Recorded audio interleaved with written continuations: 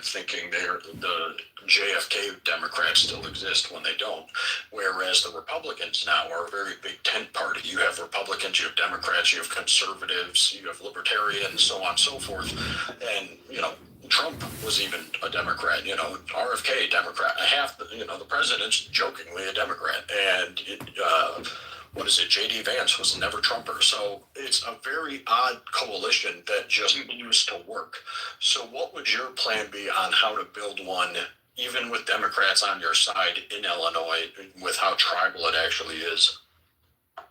Well, I think, this is the opportunity. And I people who know how I operate, I try not to be tribal. I try to be just common sense values. And this is why data is so important to me, because it just becomes obvious that, you can be a Democrat, but you're paying the highest property taxes in the country. You can be a Democrat, but you've got, Chicago, which has been has led the country in murders for 14 years in a row. You can be a Democrat, but you may not like those second highest gas taxes after Pritzker doubled the gas tax and then put a yearly inflation, thing on it. I think, or you're a Democrat, but you don't like, this obsession with DI in schools and boys and girls sports. So I think that's why I say I think this Democrat Party here, and I think Pritzker, and they've moved so far to the left that they're going to leave a whole bunch of people saying, you know what, I'm ready for something different. I'm ready for normal. I'm ready for a little bit more Midwestern values. And that's why we might be able to build that coalition of a bunch of disenfranchised blacks, a bunch of disenfranchised Latinos who came here legally, who waited in line, and suddenly saw this flood of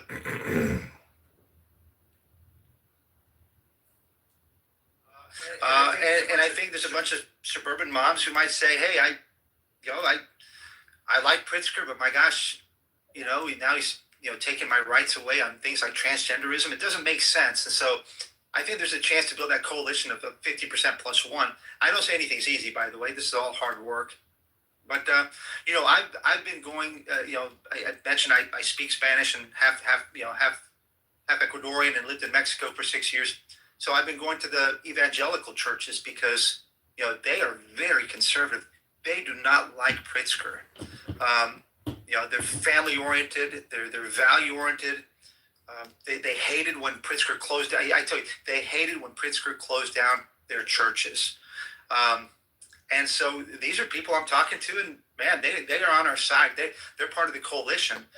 Then I've also been speaking to the Poles, to some Romanians, some Assyrians. These are freedom loving people as well, and especially those who escaped Soviet Union.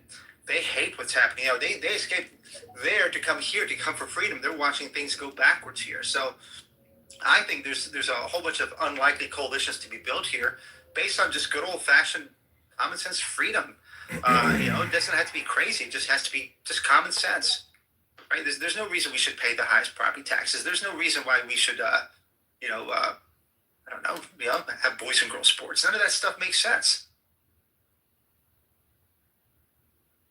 You're once again, you're spot on. Not trying to jokingly float your boat, but yeah, that's exactly true. And the idea just used to be Democrat, Republican, and not to say tribal. It used to be two people arguing over the best route to the same destination. Now we're one's trying to go north while the other's trying to go south, and it's just causing a terrible rift in the localities, state, nation, you name it, and the whole world's ultimately resulting in pain because of it.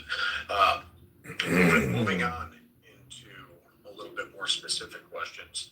In terms of firearms, red flag laws, FOID cards, assault weapon bans, things of that nature, where do you stand on those? Well, I spoke to a group called Gun Saves Lives last night in Pontiac, Michigan last night. And, I told the story of where do I, fundamentally, where do I get my Second Amendment values from? And I've never been a gun guy. I like guns, and I own a gun, but I'm not a fanatic, let's call it. I don't do sports and all that. So I can't speak from that standpoint, but I can speak from my dad.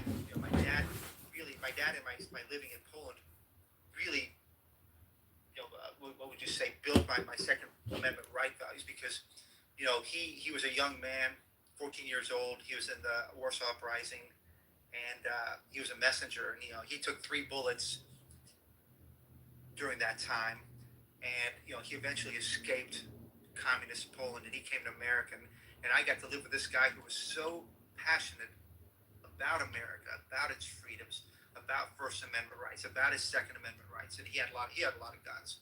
And Hello, Moto.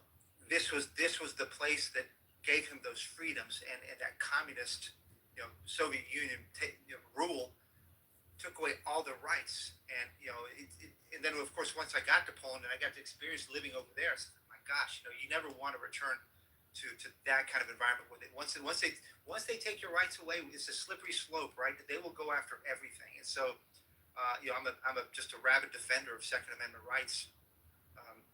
Just keep the handcuffs on the criminals and leave the gun owners alone. So we should get rid of the FOID card. We don't need a FOID card, right? We should get rid of the PICA bill and the quote, assault rifle ban. Get rid of that. Oppose it, and hopefully the courts will take care of that. The federal courts, but we don't need any kind of all those silly controls, fees and all that. No, they're trying to control guns. We have to fight all of it. Yeah, you're spot on with Aaron talking about, immigrant, and I say immigrant, not illegal, people that actually want to be here to contribute, to be part of the founding American dream and pull themselves up by their bootstraps kind of deal. You will most often find that legal immigrants who came here in the pursuit of Americanism, not handouts, are some of the most raw, red-blooded Americans you could ever hope for, be it first generation or 10th generation, because like you said, they've lived on the other side, and the opportunity that they now get to plant their flag and live where the grass is greener. A lot of people, and one thing I hate that the Democrats often do, and I don't feel Republicans push back enough on, they paint, we hate immigrants. No, we don't hate immigrants. We hate them. No. We don't want illegals here. I don't even hate the illegals. I have empathy for people who live somewhere poor and want to better themselves, but we're either a nation of laws or we're not. And especially in Illinois, when it's a quote sanctuary city, where we invite people to violate federal law, which is astounding in my mind of how that could stand and not be grounds for some type of treason, and lead to civil war kind of things. It gets nuts, and the fact that it still stands is beyond me. But yeah, I very much appreciate everyone coming over here that does come over here and just puts their hard work and grit to it and builds principles into their God-fearing, loving family. And we need more of them. If I could jokingly deport all the Karens and import all the people that want to come here and work, that'd be phenomenal. But moving on to another hot topic that no one enjoys talking about. What is your stance on abortion? So it was such a big deal 4 years ago and 8 years ago. And it's amazing how on the campaign trail it rarely comes up anymore. So it seems to be I think affordability and crime and all that and illegal immigration has just jumped much higher. So what's amazing about life is, again, I'm bringing up how extreme we are so extreme now. We allow third trimester abortions. We allow public funding of abortions. We have become the abortion capital of the Midwest. We have doubled the number of abortions in the last 7 years. We have the whole parental. We've taken away parental notice from parents. Parental notice of their kids getting an abortion. We're so extreme. We've moved so far beyond, I think, what the average Illinois and even the liberal Illinois would want. And this is all the legislature of Pritzker. I don't think it's the ordinary Illinoisans who want this.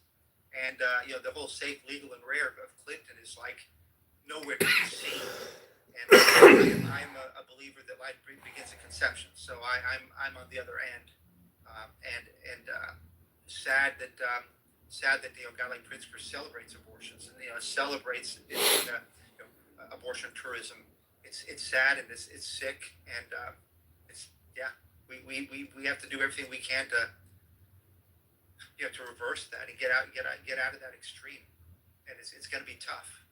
With this legislature, but that's again another one of the battles we need to have. We can't be such an extreme outlier in this country. No, very well said. Most people, I mean, basic science is life begins at conception. Whether you want to bring God into it or not, that's just basic science. So anyone tries to ignore that fact in any argument is immediately not worth listening to going forward. But when it comes to the safe, legal, and rare, it's not safe, legal, and rare. It's now celebrated. We're going to light up towers so you can sacrifice your babies, or the idea, and it's not even just talking about baby, the life of the baby. It's what does that do to society when a mother celebrates killing her kid? Maybe she was in a hard situation, all that other kind of stuff. All that falls on the wayside when it's all of a sudden celebrated and no longer seen as a sad thing that you felt you had to do. Now it's something you got to do. Now you go home and throw a party and film yourself on TikTok dancing about it. So it's a moral decay when mothers celebrate killing their own kids at the end of the day, regardless of how anyone feels about God in it. It's just a moral decay when a mother can do that to her own. What are they going to do to the rest of society that isn't? So yeah, spot on. Well, yeah, and you bring it to the other end too, right? So they passed the assisted suicides, and now we're doing it on both ends of the life spectrum. It's a fascinating thing. I think I wish I could get the data. I'm drawing a blank right now on the black writer for the Wall Street Journal. I don't know why I'm drawing a blank, but anyway, he wrote about New York City from 2016 to 2019. I forget what it was. In New York City, and I couldn't believe this stat, and this kind of tells you the sadness of where we are. In New York City, whatever it was, 2-year period, there were more black abortions than black births, and I've got to wonder whether that's the case in Chicago as well. And it just tells you how we're it just tells you everything you need to know. Yeah, you're absolutely right, and I believe the person you're talking about is Jason Riley, but I'd have to. Yeah, Jason Riley. Thank you. Okay. It is Jason Riley. Yes. I was going to say I'd have to Google it to confirm. Yeah, it was Jason. Yeah, and and again, he's a black writer, so he's writing about that issue. And when you're aborting more babies than live births, it's what do you say about our culture? What do you say about the sanctity of life? So. Yeah, no, you're well, and then especially you talk about birth rates, and then you have more illegals coming across the border, and you're not at even rates in which you can reproduce the country itself. So you're just importing people that now weren't raised on the values, and it just leads to a whole slew of issues.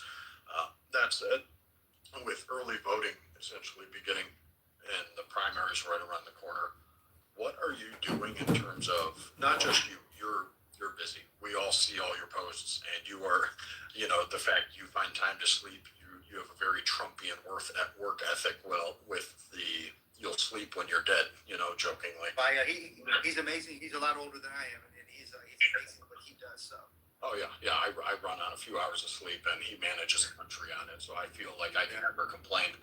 But what are you doing to get the ground